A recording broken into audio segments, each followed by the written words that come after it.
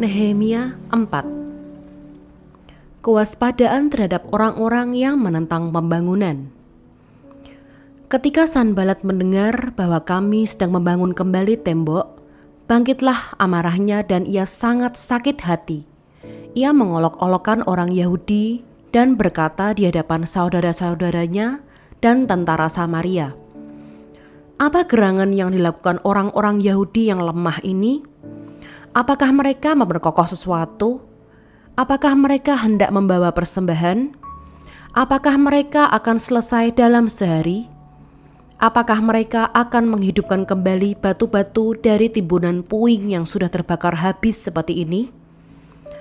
Lalu berkatalah Tobia orang Amon itu yang ada di dekatnya, "Sekalipun mereka membangun kembali, kalau seekor anjing hutan meloncat dan menyentuhnya, robohlah tembok batu mereka. Ya Allah kami, dengarlah bagaimana kami dihina. Balikkanlah cercaan mereka menimpa kepala mereka sendiri, dan serahkanlah mereka menjadi jarahan di tanah tempat tawanan. Jangan kau tutupi kesalahan mereka, dan dosa mereka jangan kau hapus dari hadapanmu, karena mereka menyakiti hatimu dengan sikap mereka terhadap orang-orang yang sedang membangun. Tetapi kami terus membangun tembok sampai setengah tinggi dan sampai ujung-ujungnya bertemu, karena seluruh bangsa bekerja dengan segenap hati." Ketika Sanbalat dan Tobia serta orang Arab dan orang Amon dan orang Asdod mendengar bahwa pekerjaan perbaikan tembok Yerusalem maju dan bahwa lubang-lubang tembok mulai tertutup, maka sangat marahlah mereka. Mereka semua mengadakan persepakatan bersama untuk memerangi Yerusalem dan mengadakan kekacauan di sana. Tetapi kami berdoa kepada Allah kami dan mengadakan penjagaan terhadap mereka siang dan malam karena sikap mereka. Berkatalah orang Yehuda, "Kekuatan para pengangkat sudah merosot dan puing masih sangat banyak. Tak sanggup kami membangun kembali tembok ini." Tetapi lawan-lawan kami berpikir, "Mereka tidak akan tahu dan tidak akan melihat apa-apa sampai kita ada di antara mereka, membunuh mereka dan menghentikan pekerjaan itu." Ketika orang-orang Yahudi yang tinggal dekat mereka sudah 10 kali datang memperingatkan kami, mereka akan menyerang kita dari segala tempat tinggal mereka. Maka aku tempatkan rakyat menurut kaum keluarganya dengan pedang, tombak, dan panah di bagian-bagian yang paling rendah dari tempat itu, di belakang tembok, di tempat-tempat yang terbuka. Kuamati semuanya, lalu bangun berdiri dan berkata kepada para pemuka dan para penguasa dan kepada orang-orang yang lain, "Jangan kamu takut terhadap mereka. Ingatlah kepada Tuhan yang maha besar dan dahsyat, dan berperanglah untuk saudara-saudaramu, untuk anak-anak lelaki dan anak-anak perempuanmu, untuk istrimu dan rumahmu." Ketika didengar musuh kami bahwa rencana mereka sudah kami ketahui dan bahwa Allah telah menggagalkannya, maka dapatlah kami semua kembali ke tembok, masing-masing ke pekerjaannya. Sejak hari itu, sebagian daripada anak buahku melakukan pekerjaan, dan sebagian yang lain memegang tombak, perisai, dan panah, dan mengenakan baju zirah, sedang para pemimpin berdiri di belakang segenap kaum Yehuda yang membangun tembok. Orang-orang yang memikul dan mengangkut melakukan pekerjaannya dengan satu tangan, dan dengan tangan yang lain mereka memegang senjata. Setiap orang yang membangun bekerja dengan berikatkan pedang pada pinggangnya, dan di sampingku berdiri peniup sangkakala. Berkatalah aku kepada para pemuka dan para penguasa dan kepada orang-orang yang lain, "Pekerjaan ini besar dan luas, dan kita terpencar pada tembok yang satu jauh daripada yang lain. Dan kalau kamu mendengar bunyi sangkakala di suatu tempat, berkumpullah ke sana mendapatkan kami. Allah kita akan berperang bagi kita." Demikianlah kami melakukan pekerjaan itu, sedang sebagian daripada orang-orang memegang tombak dari merekahnya fajar sampai terbitnya bintang-bintang. Pada waktu itu juga aku berikan perintah kepada rakyat. Setiap orang dengan anak buahnya harus bermalam di Yerusalem supaya mereka mengadakan penjagaan bagi kami pada malam hari dan melakukan pekerjaannya pada siang hari. Demikianlah aku sendiri, saudara-saudaraku, anak buahku, dan para penjaga yang mengikut aku, kami semua tidak sempat menanggalkan pakaian kami. Setiap orang memegang senjata dengan tangan kanan.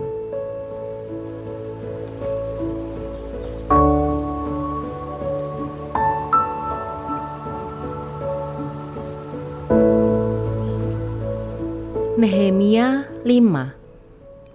Nehemia memperhatikan keluhan-keluhan sesama orang Yahudi. Maka terdengarlah keluhan yang keras dari rakyat dan juga dari pihak para istri terhadap sesama orang Yahudi. Ada yang berteriak, "Anak laki-laki dan anak perempuan kami banyak, dan kami harus mendapat gandum supaya kami dapat makan dan hidup." Dan ada yang berteriak, "Ladang dan kebun anggur dan rumah kami gadaikan untuk mendapat gandum pada waktu kelaparan." Juga ada yang berteriak, "Kami harus meminjam uang untuk membayar pajak yang dikenakan raja atas ladang dan kebun anggur kami. Sekarang walaupun kami ini sedarah sedaging dengan saudara-saudara sebangsa kami dan anak-anak kami sama dengan anak-anak mereka, namun kami terpaksa membiarkan anak-anak lelaki dan anak-anak perempuan kami menjadi budak, dan sudah beberapa anak perempuan kami harus membiarkan diri dimiliki orang. Kami tidak dapat berbuat apa-apa karena ladang dan kebun anggur kami sudah di tangan orang lain." Maka sangat marahlah aku ketika ku dengar keluhan mereka dan berita-berita itu. Setelah berpikir masak-masak, aku menggugat para pemuka dan para penguasa. Kataku kepada mereka, "Masing-masing kamu telah makan riba dari saudara-saudaramu." Lalu kuadakan terhadap mereka suatu sidang jemaah yang besar. Berkatalah aku kepada mereka, "Kami selalu berusaha sedapat-dapatnya untuk menebus sesama orang Yahudi yang dijual kepada bangsa-bangsa lain. Tetapi kamu ini justru menjual saudara-saudaramu supaya mereka dibeli lagi oleh kami." Mereka berdiam diri karena tidak dapat membantah. Kataku, "Tidaklah patut apa yang kamu lakukan itu. Bukankah kamu harus berlaku dengan takut akan Allah kita untuk menghindarkan diri dari cercaan bangsa-bangsa lain, musuh-musuh kita? Juga aku dan saudara-saudaraku dan anak buahku telah membungakan uang dan gandum pada mereka. Biarlah kita hapuskan hutang mereka itu. Biarlah kamu kembalikan kepada mereka hari ini juga ladang mereka, kebun anggur, kebun zaitun, dan rumah mereka. Pula hapuskanlah hutang mereka, yakni uang serta gandum, anggur, dan minyak yang kamu tagih daripada mereka." Berkatalah mereka, "Itu akan kami kembalikan, dan kami tidak akan menuntut apa-apa dari mereka. Kami akan lakukan tepat seperti yang engkau perintahkan." Lalu aku memanggil para imam dan menyuruh mereka bersumpah bahwa mereka akan menepati janji mereka. Juga aku kebas lipatan bajuku sambil berkata, "Demikianlah setiap orang yang tidak menepati janji ini akan dikebas Allah dari rumahnya dan dari hasil jerih payahnya." Demikianlah ia dikebas dan menjadi hampa. Dan seluruh jemaah berkata, "Amin." Lalu memuji-muji Tuhan, maka rakyat berbuat sesuai dengan janji itu. Sikap Nehemia yang tidak mencari keuntungan. Pula sejak aku diangkat sebagai bupati di tanah Yehuda, yakni dari tahun ke-20 sampai tahun ke-32 pemerintahan Artasasta, jadi 12 tahun lamanya, aku dan saudara-saudaraku tidak pernah mengambil pembagian yang menjadi hak bupati. Tetapi para bupati yang sebelumnya yang mendahului aku sangat memberatkan beban rakyat. Bupati-bupati itu mengambil dari mereka 40 shikal perak sehari untuk bahan makanan dan anggur. Bahkan anak buah mereka merajalela atas rakyat. Tetapi aku tidak berbuat demikian karena takut akan Allah. Aku pun memulai pekerjaan tembok itu walaupun aku tidak memperoleh ladang. Dan semua anak buahku dikumpulkan di sana khusus untuk pekerjaan itu. Duduk pada mejaku orang-orang Yahudi dan para penguasa, 150 orang, selain mereka yang datang kepada kami dari bangsa-bangsa sekeliling kami.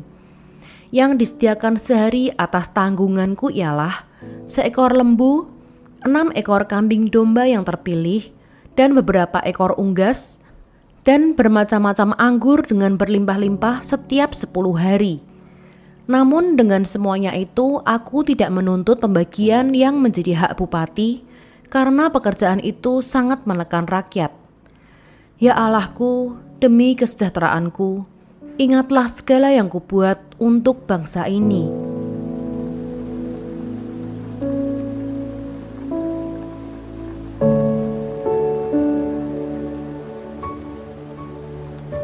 Nehemia 6. Pembangunan tembok diselesaikan, usaha-usaha membunuh Nehemia. Ketika Sanbalat dan Tobia dan Geshem, orang Arab itu dan musuh-musuh kami yang lain mendengar bahwa aku telah selesai membangun kembali tembok sehingga tidak ada lagi lubang, walaupun sampai waktu itu di pintu-pintu gerbang belum kupasang pintunya, maka Sanbalat dan Geshem mengutus orang kepadaku dengan pesan, "Mari kita mengadakan pertemuan bersama di Kefirim, di lembah Ono." Tetapi mereka berniat mencelakakan aku. Lalu aku mengirim utusan kepada mereka dengan balasan, "Aku tengah melakukan suatu pekerjaan yang besar. Aku tidak bisa datang. Untuk apa pekerjaan ini terhenti oleh sebab aku meninggalkannya dan pergi kepada kamu?" Sampai 4 kali mereka mengirim pesan semacam itu kepadaku, dan setiap kali aku berikan jawaban yang sama kepada mereka. Lalu dengan cara yang sama untuk kelima kalinya, Sanbalat mengirim seorang anak buahnya kepadaku yang membawa surat yang terbuka. Dalam surat itu tertulis, "Ada desas-desus di antara bangsa-bangsa, dan Gasimu membenarkannya, bahwa engkau dan orang-orang Yahudi berniat untuk memberontak. Oleh sebab itu membangun kembali tembok. Lagi pula, menurut kabar itu, engkau mau menjadi raja mereka. Bahkan engkau telah menunjuk nabi-nabi yang harus memberitakan tentang dirimu di Yerusalem demikian. Ada seorang raja di Yehuda. Sekarang berita seperti itu akan didengar raja. Oleh sebab itu, mari kita sama-sama berunding." Tetapi aku mengirim orang kepadanya dengan balasan, "Hal seperti yang kau sebut itu tidak pernah ada. Itu isapan jempolmu belaka." Karena mereka semua mau menakut-nakutkan kami, pikirnya, mereka akan membiarkan pekerjaan itu sehingga tak dapat diselesaikan. Tetapi aku justru berusaha sekuat tenaga. Ketika aku pergi ke rumah Semaya bin Delaya bin Mehetabeel, sebab ia berhalangan datang, berkatalah ia, "Biarlah kita bertemu di rumah Allah di dalam bait suci dan mengunci pintu-pintunya, karena ada orang yang mau datang membunuh engkau. Ya, malam ini mereka mau datang membunuh engkau." Tetapi kataku, "Orang manakah seperti aku ini yang akan melarikan diri? Orang manakah seperti aku ini dapat memasuki bait suci dan tinggal hidup? Aku tidak pergi. Karena aku ketahui benar bahwa Allah tidak mengutus dia. Ia mengucapkan nubuat itu terhadap aku karena disuap Tobia dan Sanbalat. Untuk ini ia disuap supaya aku menjadi takut lalu berbuat demikian sehingga aku berdosa. Dengan demikian mereka mempunyai kesempatan untuk membusukkan namaku sehingga dapat mencela aku. Ya Allahku, ingatlah bagaimana Tobia dan Sanbalat masing-masing telah bertindak. Pun tindakan Nabiah Noaja dan nabi-nabi yang lain yang mau menakut-nakutkan aku. Maka selesailah tembok itu pada tanggal 25 bulan Elul, dalam waktu 52 hari. Ketika semua musuh kami mendengar hal itu, takutlah semua bangsa sekeliling kami. Mereka sangat kehilangan muka dan menjadi sadar bahwa pekerjaan itu dilaksanakan dengan bantuan Allah kami. Pada masa itu pula, para pemuka Yehuda mengirim banyak surat kepada Tobia, dan sebaliknya mereka menerima surat-surat daripadanya, karena banyak orang di Yehuda mempunyai ikatan sumpah dengan dia, sebab ia adalah menantu Sekanya bin Arah, sedang Yohanan anaknya mengambil anak Mesulam bin Berekia sebagai istri. Juga mereka sebut-sebut segala kebaikan Tobia di mukaku, dan segala perkataanku terus dibeberkan kepadanya. Pula Tobia mengirim surat-surat untuk menakut-nakutkan aku.